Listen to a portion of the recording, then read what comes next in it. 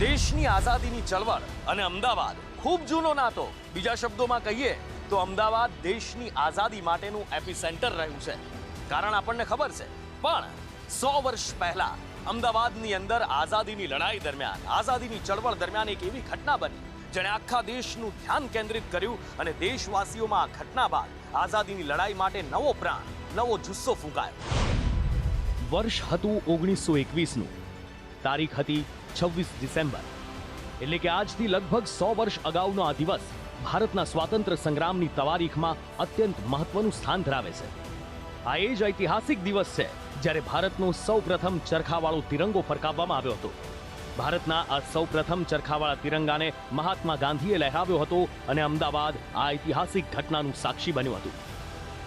26 December 1921ના રોજ સાબરમતી નદીના કિનારે ગગનભેદી નારાઓ વચ્ચે મહાત્મા ગાંધીએ તિરંગો લહેરાવ્યો. 26 ડિસેમ્બર 1921નો એ દિવસ અને આ સ્થળ સાબરમતી નદીનો કિનારો, એ સમયે અહીંયા મોટું મેદાન અને અહીંયા એ ઘટનાનો સાક્ષી આ ફુવારો. આજે સ્થળની પરિસ્થિતિ બદલાઈ છે, ફુવારાની પરિસ્થિતિ પણ બદલાઈ છે અને આ ધ્વજદંડની પરિસ્થિતિ પણ બદલાઈ છે. પણ આ જગ્યા એ જ છે કે જ્યાં હજારોની જનમેદની વચ્ચે ગાંધીજીએ અહીંયા પ્રથમવાર ચરખાવાળો તિરંગો ફરકાવ્યો હતો અને જયઘોષથી ગાંધીજીને વધાવી લેવામાં આવ્યા હતા. આ તિરંગામાં સફેદ, લીલો અને લાલ રંગ હતો અને તેની વચ્ચે ચરખો મૂકવામાં આવ્યો હતો. મછલીપટ્ટમના રાષ્ટ્રીય મહાવિદ્યાલયવાળા વેંકૈયાઓ દ્વારા હિન્દી પ્રજાના એક રાષ્ટ્રીય ધ્વજના કેટલીક સૂચનાઓ અને નમૂનાઓ તૈયાર કરાયા હતા. તેઓ આ ઘટનાના 4 વર્ષ પહેલાથી જ મહાસભાની દરેક બેઠક વખતે રાષ્ટ્રીય ધ્વજનો સવાલ ઘણા જ ઉમંગથી ચર્ચતા હતા. 31 માર્ચ 1921ના રોજ અખિલ હિન્દ કોંગ્રેસ સમિતિની બેઠક મળી ત્યારે વેંકૈયાઓએ રાષ્ટ્રધ્વજનો એક નમૂનો ગાંધીજી સમક્ષ મૂક્યો. પરંતુ સમગ્ર રાષ્ટ્રનું અંતર હલાવી શકે તેવું કશું એ નમૂનામાં ગાંધીજીને જોવા ન મળ્યું. એ સમયે ઉપસ્થિત રહેલ જલંધરવાળા લાલ હંસરાજે અનાયાસે એવું સૂચન કર્યું કે રેટિયાને પણ આપણા સ્વરાજના ધ્વજ પર સ્થાન આપવામાં આવે તો કેવું રહે. આ સૂચનાથી ગાંધીજી પણ અચરજ પામ્યા અને તેમણે તુરંત લાલ, લીલો અને ભોંય પર રેટિયાનું એક ચિત્ર દોરેલો ધ્વજ તૈયાર કરી આપવા કહ્યું. વેંકૈયાએ ગાંધીજીની સૂચના મુજબ 3 જ કલાકમાં ચરખાવાળો તિરંગો તૈયાર કરી પહોંચાડ્યો, જે મહાસમિતિની બેઠકમાં રાષ્ટ્રધ્વજ તરીકે સ્વીકારવામાં આવ્યો. અને આખરે 26 ડિસેમ્બર 1921ના રોજ અમદાવાદમાં આ તિરંગો લહેરાવવામાં આવ્યો અને અમદાવાદને આ ઐતિહાસિક ઘટનાનું ગર્વ અપાવનાર હતા સરદાર વલ્લભભાઈ પટેલ. ઇતિહાસમાં આ સ્થળનું ઐતિહાસિક મહત્વ થયું. સરદારે તેની મહત્વતા સમજી અને સરદારને વિચાર આવ્યો જનસુખાકારી માટે અહીંયા ઇસ્પિતાલ બનાવવાનો. જે સ્થળે આ તિરંગો લહેરાયો અને ખાદીનગરમાં 36મી મહાસભા મળી હતી, ત્યાં જ સરદાર સાહેબે જન સુખાકારી માટે ઇસ્પિતાલનું નિર્માણ કરાવ્યું, જેનું ખુદ સરદાર વલ્લભભાઈ પટેલે 13 ડિસેમ્બર 1931ના રોજ ઉદ્ઘાટન કર્યું હતું. આજે એ હોસ્પિટલને આપણે વીએસ હોસ્પિટલ તરીકે ઓળખીએ છીએ. એટલે કે શેઠ વાડીલાલ સારાભાઈ હોસ્પિટલ, કે જ્યાં એક સમયે ગરીબ, મધ્યમ વર્ગ અને સામાન્ય લોકોને ખૂબ સસ્તા દરે અથવા તો વિનામૂલ્યે સારવાર આપવામાં આવતી હતી.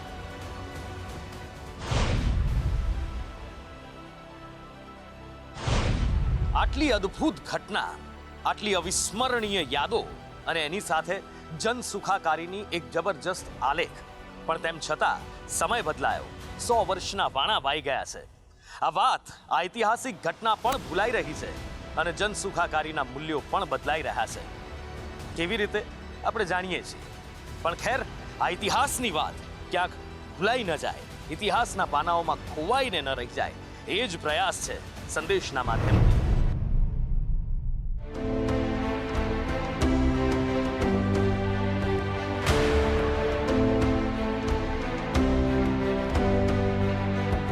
સ્વાતંત્ર્ય ચળવળની વાત થાય, આઝાદીની લડાઈની વાત થાય, ત્યારે એક વાતનો ઉલ્લેખ હંમેશા આવે: સ્વદેશી. વિદેશી કાપડની હોળી, સ્વદેશી અપનાવો. આ ઇતિહાસ આપણને ખબર છે, પણ 125 વર્ષ પહેલા જેમણે સ્વદેશીની આલેખ જગાવી હતી એમનો ઉલ્લેખ કરવો અહીંયા જરૂરી બને છે જ્યારે આપણે સ્વદેશીની વાત કરતા હોઈએ. અને એ જ વાત કરવી છે ભગવતસિંહજી જાડેજાની. જી હા, ભગવતસિંહજી બાપુ, ગોંડલના રાજવી. અત્યારે એમની જ ભૂમિ ઉપર, એમના જ મહેલની અંદર, દરબારગઢની અંદર આપણે છીએ અને કઈ રીતે આઝાદીની લડાઈમાં, આઝાદીની ચળવળમાં ભગવતસિંહ બાપુએ પોતાનું યોગદાન આપ્યું હતું અને એની સાથે જ સ્વદેશીની કેવી આલેખ જગાવી હતી. અત્યારે એનો ઉલ્લેખ કરવો છે. આવો.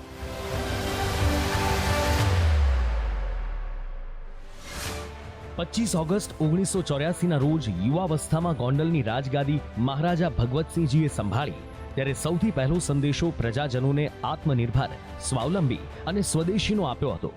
તમને ખાતરી આપું છું કે ગોંડલને હું ઘડી પર વિસરતો નથી.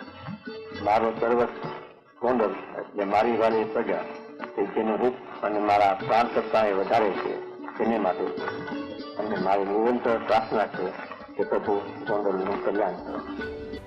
અને પોતાના રાજવી કાળમાં આ લક્ષ્યને પ્રજાના સહકારથી પૂર્ણ કર્યું હતું. Bhagwatsinhji the maker of modern Gondal પુસ્તકમાં નિહાલસિંહે લખ્યું છે કે ગોંડલના રાજવી કાળમાં 2 રૂપિયા ફૂટથી લઈ 50 રૂપિયા ફૂટ સુધીના ગાલીચા તૈયાર થતા. આવા કલામય ગાલીચા માટે કારખાનું ઊભું કરવામાં આવ્યું હતું. ગાલીચાનું ઊન ગોંડલમાં જ રંગવામાં આવતું. સિલ્વર જ્યુબિલી વર્કશોપમાં નાના સ્ક્રૂથી લઈ મોટી ગાડીઓ બનતી. સુથારી કામ, લુહારી કામ તેમજ દરેક સંચાના સમારકામ પણ થતા. બાંધકામમાં ઉપયોગી નાની મોટી વસ્તુઓનું ઉત્પાદન કરવામાં આવતું. ડામર રસ્તા માટે જરૂરી પંપ, એન્જિન તેમજ પેપરવેટ તથા ડામર ઓગાળવા માટેના એન્જિનો અને કૂવામાંથી પાણી ખેંચવાના પંપ, તોલમાપના સાધનો, સિમેન્ટના બુગદા, ગરાદ, લાદી, લોખંડી કામ માટેની કાતરો, હીટર, બોઇલર તથા કોટન ઉદ્યોગ અને ફર્નિચર અને હાર્ડવેરનો તમામ સામાન ઉત્પાદિત થતો હતો. ભારતના પ્રજા વાત્સલ્ય રાજવીઓમાં અગ્રીમ હરોળમાં જેમની ગણના થાય છે એવા ભગવતસિંહજી બાપુ એક જ ધ્યેય સાથે ચાલતા. ગોંડલનો યુવાન છે એ ગોંડલમાં જ ભણવો જોઈએ અને ગોંડલમાં જ એને નોકરી પણ મળવી જોઈએ. ગોંડલ રસશાળાની દવા હિન્દુસ્તાન તેમજ વિદેશમાં પણ નિકાસ થતી હતી. રાજ્યમાં વિલાયતી દવાઓ પણ બનતી હતી. પ્રજા વાત્સલ્ય મહારાજા ભગવતસિંહજીએ 60 વર્ષ શાસન કર્યું અને 50 વર્ષનો શાસનકાળ પૂર્ણ થતા 25 ઓગસ્ટ 1934ના દિવસે સુવર્ણ મહોત્સવ પ્રસંગે આત્મનિર્ભર ગોંડલને ભારતનું પ્રથમ સંપૂર્ણ ટેક્સ ફ્રી રાજ્ય બનાવ્યું. ગોંડલ સર્જક પ્રજા વાત્સલ્ય મહારાજને લોકોએ સોનાથી તોલ્યા હતા. ભારતના ઇતિહાસમાં શિવાજી મહારાજ પછીનો આ પ્રથમ પ્રસંગ હતો જ્યારે કોઈ રાજાને સોનેથી તોલવામાં આવ્યા હોય અને એમાં પણ જે સોનેથી મહારાજાને તોલાયા હોય એ સોનાથી પ્રજા કલ્યાણ અર્થે ખર્ચ કરવાનો વિશ્વનો આ પ્રથમ પ્રસંગ હતો. એક પ્રજા વાત્સલ્ય રાજવી, કન્યા કેળવણીના પ્રખર હિમાયતી, પોતાના જ રાજ માટે જે પણ કરી છૂટવું હોય એ હંમેશા કરી છૂટવા માટે તત્પર, યુવાનોને સ્વરોજગાર, યુવાનોને આત્મનિર્ભર બનાવવા માટે તત્પર અને એની સાથે સાથે સ્વદેશીના પ્રખર હિમાયતી અને સાથે જ આઝાદીની લડાઈમાં આપેલું એમનું અનમોલ યોગદાન કદાચ ક્યારેય ભગવતસિંહજીને આપણે નહીં ભૂલી શકીએ. આઝાદીની લડાઈ ચલાવવી હોય ફંડની જરૂર પડે, સ્વાભાવિક વાત છે. ઘણી બધી જગ્યાએથી ફંડ મળતું. ગાંધીજી જ્યારે આફ્રિકામાં સત્યાગ્રહ કરતા ત્યારે છેક ભાવનગરથી તેમને આર્થિક મદદ કરવામાં આવતી. એ જ રીતે ગાંધીજી ભારત આવ્યા બાદ ભારતમાં પણ સત્યાગ્રહની શરૂઆત થઈ અને ગોંડલમાંથી પણ બાપુને આર્થિક મદદ મળતી. અને આર્થિક મદદ કરનાર બીજું કોઈ નહીં પણ એ જ પ્રજા વાત્સલ્ય રાજવી ભગવતસિંહજી બાપુ હતા. એટલું જ નહીં, ગાંધીજીની સાથે સાથે રવિન્દ્રનાથ ટાગોરના શાંતિ નિકેતન માટે પણ ભગવતસિંહજી બાપુએ અઢળક મદદ કરી હતી. પણ ઇતિહાસના પાનાઓમાં ભગવતસિંહજીના આ કાર્યો, ભગવતસિંહજીનો આ ઇતિહાસ ક્યાંક ધૂંધળો થતો દેખાય છે. બસ એ જ ઉજાગર કરવાનો આજે પ્રયત્ન કરવામાં આવ્યો છે. વિદેશી કાપડની હોડીનું સાક્ષી બન્યું. વર્ષ 1921ના નવેમ્બર મહિનાનો એ સમય હતો. તારીખ હતી 22 અને 23 નવેમ્બર. પોરબંદરમાં સ્વતંત્રતાની ચળવળનો પવન ફૂંકાતો હતો અને વિદેશી કપડાનો બહિષ્કાર કરવાની આગ સમગ્ર દેશની અંદર ફેલાઈ ગઈ હતી. સ્વદેશી અપનાવી વિદેશી કપડાની હોળી કરવામાં આવતી હતી. કંઈક આવી જ ઘટના પોરબંદરના માણેક ચોક અને ખારવાવાડમાં થઈ. વઢવાણ સ્વાતંત્ર્ય બંધુઓ જેમણે અહીંયા સ્વાતંત્ર્ય ચળવળની આલેખ જગાવી અને આ એ જ સ્થળ છે જ્યાં વિદેશી કપડાની હોળી કરવામાં આવી હતી અને એની સાથે જ અંગ્રેજી હુકુમતની સામે લડતના ભયંકર રીતે અહીંયા મંડાણ થયા હતા. આ છે પોરબંદરનો માણેક ચોક. વઢવાણ સ્વાતંત્ર્ય સેવક ભાઈઓએ સ્વદેશી વ્યાખ્યાનો આપ્યા અને વિદેશી વસ્ત્રોની હોળી કરી. એ સમયે ગાંધીજીએ જે ભાષણ આપ્યા એ બહુ હૃદયસ્પર્શી હતા અને ખાસ કરીને કાપડ વિશે હતા કે ભાઈ આપણા દેશના માણસોને પૂરેપૂરું કાપડ પણ નથી મળતું અને જો એનું કારણ એ છે કે કપાસ દેશમાં થાય છે પણ માલ વાં જાય છે તો આપણે આ વિદેશી કાપડ આપણે ન જોઈએ. એના પ્રભાવમાં પોરબંદરમાં જે થોડાક સારા માણસો હતા એ લોકોએ વિદેશી કાપડની હોરી આજના માણેક ચોકમાં કરી. પોરબંદરમાં થયેલી આઝાદીની ચળવળ આઝાદીની લડત જેટલી અજાણી રહી છે એટલું જ અજાણ્યો એક વધુ પહેલું રહ્યો છે અને એ છે રાણા નટવરસિંહ દ્વારા પ્રજાના હાથમાં સોંપવામાં આવેલી સત્તા. આમ તો 26 જાન્યુઆરી 1950ના દિવસે ભારતની સત્તા લોકોના હાથમાં આપવામાં આવી, પ્રજાસત્તાક રાજ્ય બન્યું. પરંતુ વર્ષ 1945માં જ નટવરસિંહજીએ લોકતંત્રની તાકાત ઓળખી લીધી હતી અને 1945માં જ લોકોના હાથમાં સત્તા આપી દીધી હતી, પોરબંદર વાસીઓના હાથમાં સત્તા આપી દીધી હતી. દેશ આઝાદ થાય તે પહેલા દેશમાં અને પોરબંદરમાં ચાલી રહેલ આઝાદીની ચળવળ જોતા પોરબંદરના રાજવી દેશ આઝાદ થાય તે પહેલા જ પ્રજાતંત્ર શું છે તે સમજી ગયા હતા અને તેથી જ તેમણે 1945ની સાલમાં રાજ્યનો વહીવટ પ્રજાને સોંપી દીધો. 42માં એકદમ ક્રાંતિ ક્વિટ ઇન્ડિયા શરૂ થઈ, પણ ત્યાં સુધી હજી એ નટવરસિંહજીનો સ્વભાવ ગાંધીજી તરફ નથી થયો. 44માં ગોંડલના રાજા ભગવતસિંહજીનું મૃત્યુ થયું અને ભગવતસિંહજી બહુ જ પ્રામાણિકપણે ગાંધીજીને માનતા. તો ભગવતસિંહજીના શોકસભા અહીંયા હતી પોરબંદરમાં 44માં. ત્યારે નટવરસિંહજીને ભાન થયું કે આ માણસ સાચો છે અને 44થી તરત જ એનું પરિવર્તન આવ્યું અને તે પછી 45માં એની પ્રજાસત્તાકની શરૂઆત કરી. દરેક જ્ઞાતિના પ્રતિષ્ઠિત પ્રતિનિધિઓને ચૂંટી કાઢી ધારાસભાના ચેરમેન તરીકે યુવરાજ ઉદયભાણસિંહજીને વહીવટ સોંપી મહારાણા નટવરસિંહજીએ રાજ્ય વહીવટમાંથી નિવૃત્તિ લઈ લીધી. ત્યારથી લઈ 23 માર્ચ 1948 સુધી પોરબંદર રાજ્યનો વહીવટ ધારાસભા મારફત કરાતો હતો. આઝાદીની ચળવળમાં આટલું યોગદાન, પ્રજાતંત્રની તાકાત પારખવી અને 1945થી જ પોતાના રાજ્યની સત્તા પ્રજાના હાથમાં સોંપી દેવી, રાજા અને પ્રજાનું આટલું યોગદાન, પણ તેમ છતાં આ કિસ્સો ઇતિહાસમાં ભૂલાઈને રહી ગયો છે. બસ એ જ ઉજાગર કરવાનો આજે પ્રયત્ન કર્યો છે.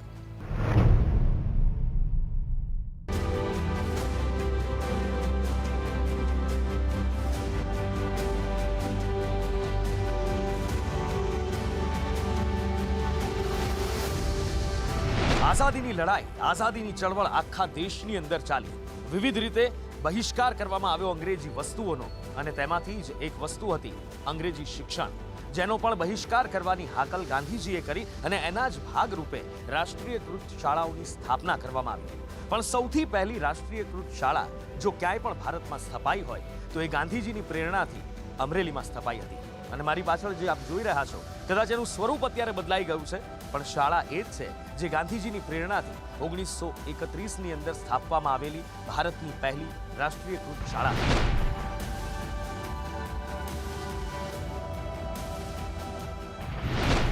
મહાત્મા ગાંધીના મનમાં આવેલો એક વિચાર, બુનિયાદી શાળા, બુનિયાદી શિક્ષણ, જેમાં મગજ પણ કામ કરે અને હાથ પણ કામ કરે, ભણતા ભણતા કમાવાય પણ ખરું અને લોકોની સાથે એક પણ થવાય. સામાજિકતા વ્યક્તિગતતાના ભોગે નહીં, પણ વ્યક્તિમત્તા સામાજિકતામાં ઓગળી જાય એવા પ્રકારનું સર્વાંગી શિક્ષણ બુનિયાદી શાળાઓમાં મળે, એવી ભાવનાથી ગાંધીજીએ રાષ્ટ્રીય શાળાઓ સ્થાપી હતી. વર્ષ હતું 1930નું. રામજી હંસરાજ કમાણીને ગાંધીજીએ પ્રેરણા આપી કે તેઓ અમરેલીમાં રાષ્ટ્રીયકૃત શાળા શરૂ કરે કે જેથી કરી અને ગુજરાતી શિક્ષણ આપી શકાય, સ્વદેશી શિક્ષણ આપી શકાય. અને તેના જ ભાગરૂપે વર્ષ 1931માં જેસિંગપરામાં ખેડૂત શાળાના નામે ભારતની સૌપ્રથમ રાષ્ટ્રીયકૃત શાળાની શરૂઆત થઈ. સૌપ્રથમ અહીંયા 1 થી 4 ધોરણની શાળા શરૂ કરવામાં આવી, જેમાં 100 જેટલા વિદ્યાર્થીઓ અભ્યાસમાં જોડાયા. અહીંથી જ ગાંધીજીના કહેવા મુજબ દેશભક્તિના રંગે રંગાયેલા શિક્ષકો અભ્યાસ કરાવતા હતા. ગાંધીજી સ્પષ્ટ માનતા હતા કે કેવલ અંગ્રેજોને કાઢી મૂકવા એનું નામ જ આઝાદી નથી, પણ મનુષ્યના મનની અંદર રહેલી ગુલામીની જે ભાવના છે એને કાઢવી જોઈએ. અને આ ભાવના કઈ રીતે નીકળે? એક જ રીતે નીકળે કે એને સાચું પાયાનું ભારતીય સંસ્કૃતિનું, ગામડાનું, જેમાં પરિશ્રમ છે, જેમાં સચ્ચાઈ છે, જેમાં મૂલ્યો છે, એવું જો શિક્ષણ આપવામાં આવે તો જ ભવિષ્યમાં મળનારી આઝાદી લાંબા વખત સુધી ટકી શકે. આ ખ્યાલથી એમણે બુનિયાદી શિક્ષણની આખી યોજના રજૂ કરી. સ્વાતંત્ર્ય ચળવળમાં અમરેલી જિલ્લાના 5 સ્વાતંત્ર્ય સેનાનીઓનો બહુમૂલ્ય ફાળો રહ્યો છે, જેઓ પણ આ જ શાળામાં ભણ્યા છે. પોલીસના માર અને જેલ થવાના ડર વગર આઝાદી માટે જેઓ સતત લડત આપતા રહ્યા. દેશના પ્રથમ ગૃહમંત્રી, અખંડ ભારતના પ્રણેતા સરદાર વલ્લભભાઈ પટેલ અને રાષ્ટ્રીય શાયર ઝવેરચંદ મેઘાણી પણ આ શાળાની મુલાકાત લઈ ચૂક્યા છે. આ શાળામાં ભણતા વિદ્યાર્થીઓ આઝાદીની ચળવળમાં જોડાયા, સભા સરઘસ કર્યા, પત્રિકાઓ વહેંચવા જેવા કાર્યક્રમ કર્યા, જેમાં તેઓ પકડાયા પણ ખરા અને તેમને જેલમાં મોકલી દેવામાં આવ્યા, જ્યાં અંગ્રેજોએ તેમના ઉપર અત્યાચાર ગુજાર્યા. ત્યારબાદ વર્ષ 1940માં આ શાળાનું સંચાલન ગાયકવાડી રાજના હાથમાં આવ્યું. અમરેલીમાં પણ ગાયકવાડનું રાજ હતું, ગાયકવાડનું શાસન હતું. એટલે આ શાળાના રેકોર્ડ તમે તપાસો, સરકારી ચોપડા તપાસો તો એના જીઆર કે પછી જે પણ કહેવાતું હોય 1940થી તેનો હિસાબ મળે છે. પણ ઇતિહાસ 1931નો છે. એ શાળા, આ એ વર્ગખંડો કે જ્યાંથી કંઈ કેટલાય વિદ્યાર્થીઓ ભણ્યા, સ્વાતંત્ર્ય સેનાની બન્યા અને આઝાદીની લડતમાં જોડાયા. પણ તેમ છતાં આ અદ્ભુત કહાની ઇતિહાસના પાનામાં ખરેખર ખોવાઈને રહી ગઈ છે. બસ એ જ ઉજાગર કરવાનો આજે પ્રયત્ન કર્યો છે. કેમેરામેન સંતોષ વર્મા સાથે નુપુર પટેલ, સંદેશ ન્યૂઝ, અમરેલી.